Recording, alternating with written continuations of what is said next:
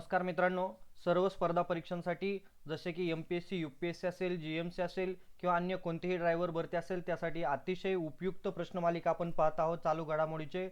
त्याच्यातील पहिला प्रश्न तुमच्या समोर आहे।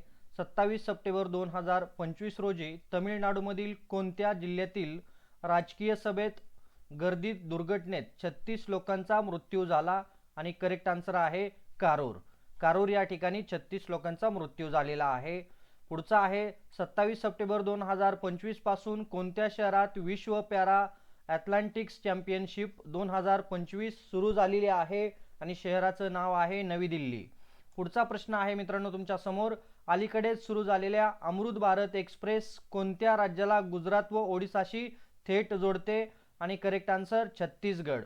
पुढचा प्रश्न तुमच्या समोर आहे, दिल्ली उच्च न्यायालयाने अलीकडेच कोणत्या दोन कायद्यामध्ये मध्यम मार्ग सुचविला आहे? आणि तो कायदा आहे पोक्सो कायदा व बालविवाह प्रतिबंध कायदा। पुढचा प्रश्न तुमच्या समोर आहे, कोणत्या भारतीय क्रिकेटपटूला 27 सप्टेंबर 2025 रोजी आयसीआयसीआयने अयोग्य शब्द प्रयोगामुळे दंड केला? आणि ऑप्शन आहे सूर्यकुमार यादव।